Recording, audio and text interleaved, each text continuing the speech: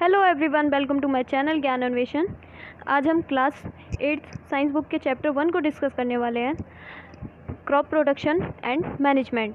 Okay, तो session पूरा attend करिए, काफ़ी इम्पोर्टेंट रहेगा ये तो। और आप पूरा नहीं करेंगे तो आप कुछ ना कुछ मिस कर देंगे डेफिनेटली। ओके, तो आगे चलते हैं। सबसे पहले हम इस चैप्टर के थोड़ा बेसिक को जान लेते हैं। 2 टर्म्स बहुत ज़्यादा आएंगे इसमें, एक आएगा एग्रीकल्चर और एक क्रॉप्स, तो इनको जानना बहुत ज़रूरी है कि ये होता क्या है। Growing plants and rearing animals for food, clothing and other useful products. ठीक है, प्लांट्स को ग्रो करना और एनिमल्स को रेयर करना, किसके लिए? अपने बेसिक नीड्स को फुलफिल करने के लिए, जैसे कि फूड के लिए, क्लॉथिंग के लिए एंड अदर यूजफुल प्रोडक्ट्स। तो ये सभी किस में आते हैं? एग्रीकल्चर में। ओके, क्रॉप्स क्या होता है? Plants of the same kind grown on a large scale for food, clothing etcetera. ठीक है, मतलब एक ही तरीके के पौधे जब लार्ज स्केल पे मतलब उगाए जाएं तो उसको क्या कहा जाता है? क्रॉप कहा जाता है। किसके लिए करते हैं? फूड के लिए और क्लॉथिंग के लिए, और भी चीज़ें होती हैं, जैसे कि मतलब हमें उससे वुड भी मिलेगी, काफ़ी चीज़ें मिलेंगी, तो ये इसलिए इम्पोर्टेंट होता है। अब क्रॉप्स का क्यों ज़रूरी होता है? एग्रीकल्चर की क्यों ज़रूरत पड़ी? क्योंकि हर ह्यूमन को अपनी बेसिक नीड को फुलफ़िल करना होता है, और उनको फुलफ़िल करने के लिए वो किसी ना किसी तरीके की प्रैक्टिस करता रहता है, जिसको कहते हैं एग्रीकल्चर प्रैक्टिसेस। ठीक है, मतलब okay, same kind of plants grown and cultivated at place constitute a crop. Okay, जो हमारे इंडिया में जो क्रॉप्स की जो साइकिल है, मतलब क्रॉप की जो सीज़न है, वो 2 टाइप्स हैं उसके। एक है रबी क्रॉप, एक खरीफ क्रॉप है। तो इससे पहले मैं आप सभी को एक बेसिक बता दूं कि हर एक जो प्लांट होता है, ठीक है, उसका अपना एक टाइम होता है कि उसकी सीडलिंग, उसकी शोइंग कब अच्छी होगी, वो प्लांट कब अच्छा ग्रो करेगा, और वो प्लांट कब डेड करेगा और कब उस पर फ्रूट आएगा। ओके, तो इसका एक फ़िक्स टाइमिंग होती है, उसके बेसिस पे 2 सीजन्स में डिवाइड किया गया है क्रॉप साइकिल को अपने इंडिया में। ओके, तो फर्स्ट जो सीज़न है वो है रबी क्रॉप का सीज़न होता है, जिसमें फसलों की बुआई होती है अक्टूबर से नवंबर के बीच में। ओके, और इनकी जो हार्वेस्टिंग होती है वो होती है अप्रैल से मार्च के बीच में। ओके, तो इन्हें शीतोष्ण कटिबंधीय फसलें भी कहते हैं। ओके, तो इसमें जो है मेजर जो क्रॉप्स आती हैं वो है, कॉमन एग्जांपल है इसका गेहूँ, आलू और सरसों। Okay, potato, wheat and mustard. Okay, आगे चलते हैं। तो और दूसरा सीज़न होता है खरीफ क्रॉप का। ठीक है, तो इनकी जो शोइंग की, मतलब फसल की बुवाई का जो टाइम होता है वो होता है जून से जुलाई के बीच में, और हार्वेस्टिंग का जो टाइम होता है वो होता है सितंबर से अगस्त के बीच में। ठीक है, तो इन्हें क्या कहते हैं? इन्हें उष्ण कटिबंधीय फसलें भी कहते हैं। ओके, तो इनका एग्जाम्पल है बाजरा, मक्का और मूंगफली। ठीक है, ये तो हो गया मेजर सीज़न। ये दोनों रबी और खरीफ क्रॉप के जो सीज़न है ये मेजर सीज़न है। एक मिडिल सीज़न भी होता है जिसको हिंदी में कहते हैं जायद सीज़न, जायद की फसलें। ठीक है, तो जितनी भी बेल वाले पौधे होते हैं, जैसे कि ककड़ी है और वाटरमेलन हुआ हमारा, ठीक है, तो ये सभी इस क्रॉप सीज़न में होती है। ठीक है, तो इनकी जो फसलों की जो बुआई का जो समय होता है वो होता है मार्च से अप्रैल के बीच का, और जो कटाई का जो टाइम होता है वो जून जुलाई के टाइम इनकी हार्वेस्टिंग हो जाती है। ठीक है, चलिए आगे चलते हैं।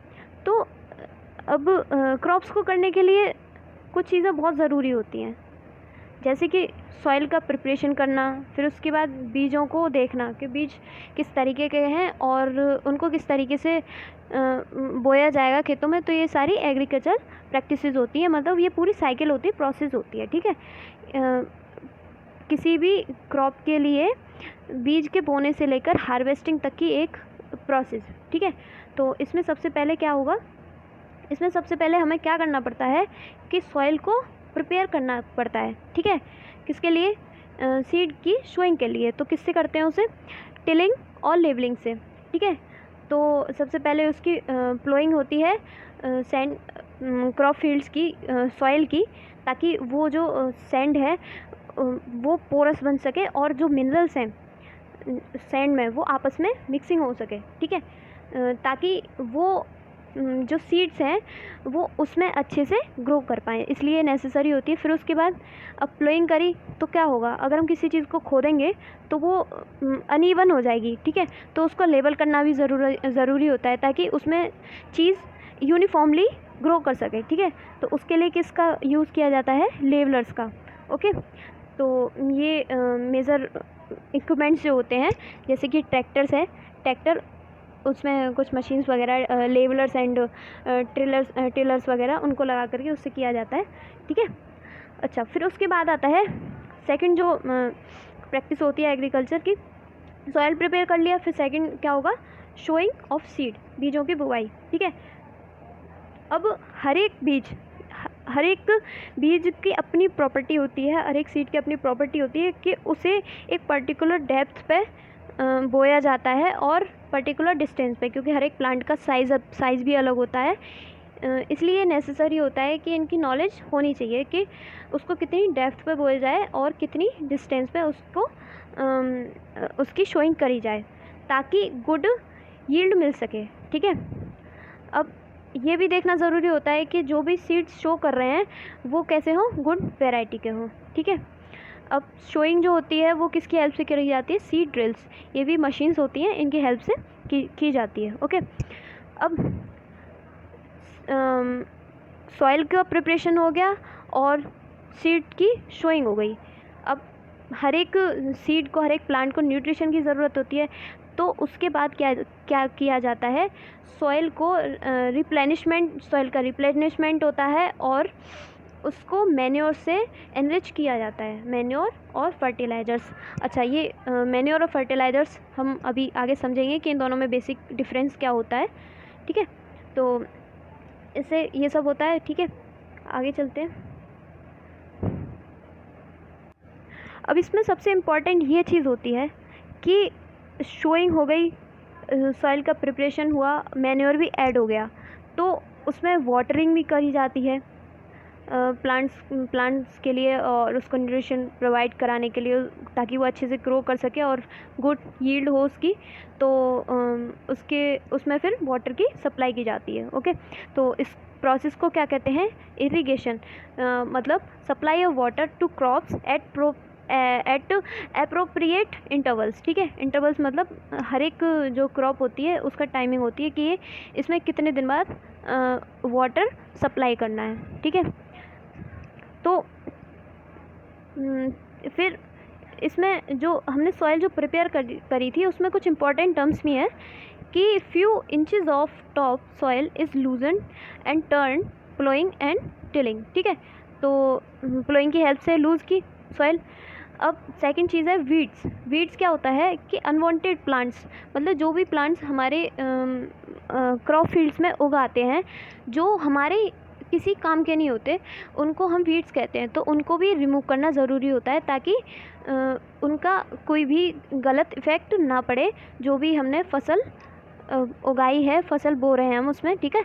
तो उनको रिमूव करना सबसे ज़रूरी होता है, ठीक है। अब फिर उसके बाद क्या है कि जो फ्लोड फील्ड्स होते हैं उनमें सॉइल के बिग पीसीज होते हैं। अब आप एक छोटा सा एक्सपेरिमेंट करके देखिएगा कि मिट्टी को खोदिएगा थोड़ा सा, तो क्या होगा? मिट्टी के बड़े बड़े पीसेस हो जाएंगे, तो उनको तोड़ना भी ज़रूरी होता है, ठीक है। तो वो किसकी हेल्प से तोड़े जाते हैं? वो तोड़े जाते हैं प्लैंक्स की हेल्प से, ओके। तो and field is levelled for sowing, ठीक है। फिर उसकी लेबलिंग होती है ताकि हर एक जो सीड है वो यूनिफॉर्मली ग्रो कर सके, ठीक है। अब वाटर का सप्लाई हुआ, हार्वेस्टिंग हुई, फिर इसके बाद क्या आएगी? हार्वेस्टिंग की प्रोसेस, ठीक है।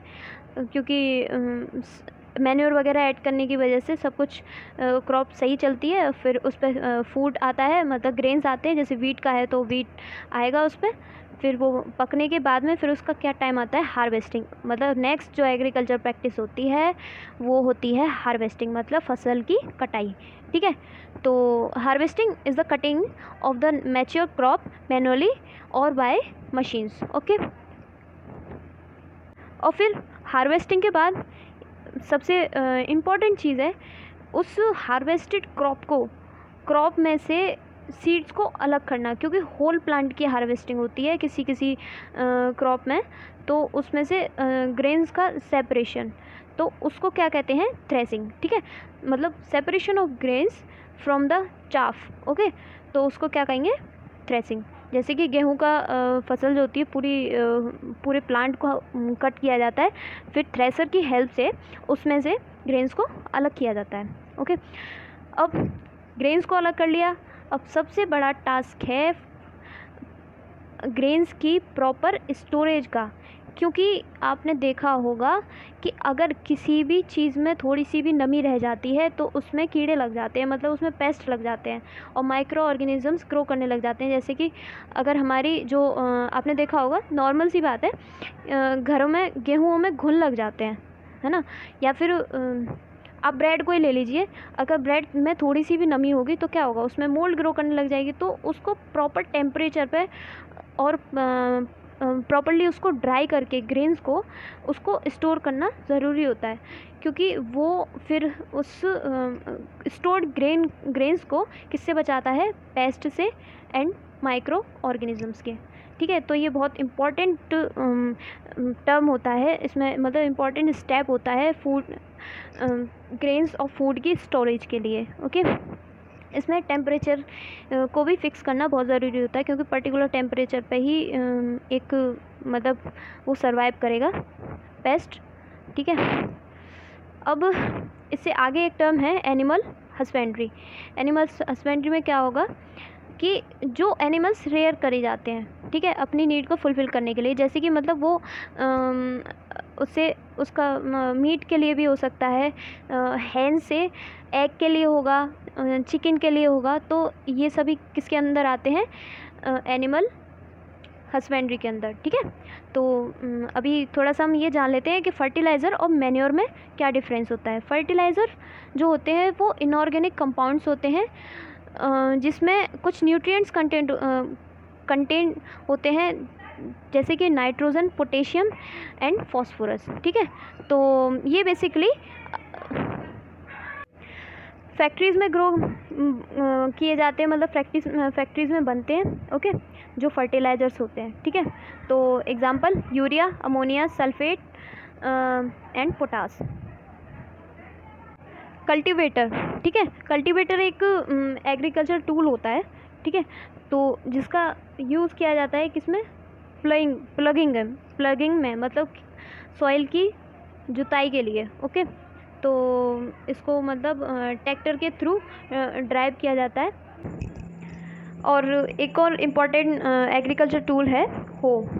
ठीक है, तो इसका यूज़ किसके लिए किया जाता है, सॉइल की लूजनिंग के लिए एंड फॉर रिमूविंग वीड्स। ठीक है, तो आप सभी ने आपको एक छोटी सी और इन्फॉर्मेशन आपके लिए कि जो आपने सुना होगा एक इक्विपमेंट के बारे में, हल के बारे में सुना होगा सभी ने, जिसका जो है मतलब पिछले टाइम में जब ये सभी जो ट्रैक्टर्स वगैरह नहीं थे तब उसका यूज़ होता था।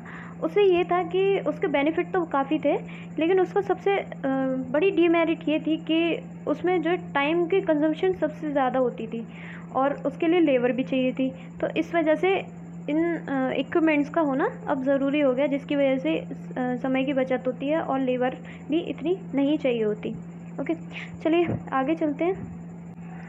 और सेकंड जो मैंने आपको एक अभी टर्म डिफ़ाइन किया था फर्टिलाइज़र, और सेकंड जो होता है वो होता है मैन्योर। तो मैन्योर जो होता है वो नेचुरल सबस्टेंस होता है, ठीक है, जो कि डिकम्पोजिशन से प्रोड्यूस किया जाता है, मतलब डिकम्पोजिशन से प्रिपेयर किया जाता है। किस किस का डिकम्पोजिशन, प्लांट्स और एनिमल वेस्ट का। ठीक है, जैसे कि cow dung, animal bones, dead leaves, dead insects and vegetable wastage. ठीक है, तो ये कुछ इम्पोर्टेंट डेफिनेशंस थी। ये एक छोटी सी पिक्चर है पैडी क्रॉप की, मतलब धान की जो फसल होती है। आप इसमें देख सकते हैं कि सबसे पहले क्या हो रहा है, सैंड की जो प्रिपरेशन हुई, सॉइल की जो प्रिपरेशन हुई वो की, फिर उसके बाद सीड्स की भी इसी में हो जाती है, फिर उनकी जो प्लांट्स, उससे छोटे छोटे प्लांट्स जो ग्रो होते हैं उनकी शोइंग होती है क्रॉप फील्ड में, फिर देन उसमें मैन्योर वगैरह ऐड करना होता है, फिर देन हार्वेस्टिंग, फिर जो इरिगेशन वगैरह, फिर हार्वेस्टिंग हुई इसकी, फिर देन उसके बाद में ये हैंड प्रोसेस है जो ग्रेन्स को अकाफ से अलग करने का। तो इसमें ये जो लेडी है वो चावल को धान से अलग कर रही है। मैंने बस आपको एक छोटी सी पिक्चर से ये समझाने की कोशिश की है। और अभी जो आपको एग्रीकल्चर प्रैक्टिस बताई थी, तो उनका स्टेप बाय स्टेप ये एक मॉडल है, एक ये ब्लॉक डायग्राम है, जिससे आपको थोड़ी सी हेल्प मिलेगी इसको रिमेंबर करने में, पूरी प्रोसेस को। Okay, thank you. इस चैप्टर में बस इतना ही था। अच्छा, आप सभी के लिए एक थोड़ी सी इम्पॉर्टेंट इन्फॉर्मेशन है। आप सभी शायद ये सोच रहे होंगे कि डेली वन चैप्टर, पता नहीं क्या शेड्यूल है।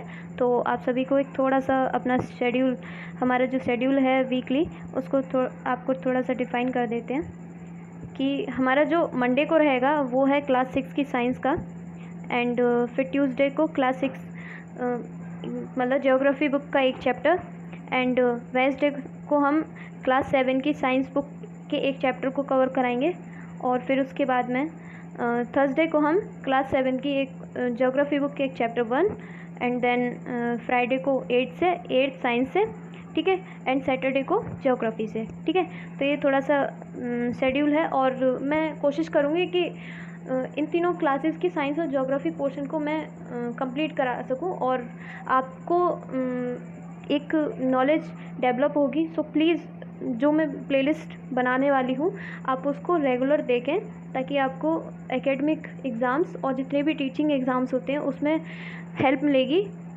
आई डैम श्योर आपको अपनी नॉलेज डेवलप करने में बहुत हेल्प मिलने वाली है। So please support me, and ताकि मैं इनको बिना किसी रुकावट से इस सीरीज़ को मैं पूरा कर सकूँ। I need your support and motivation. So thank you for watching.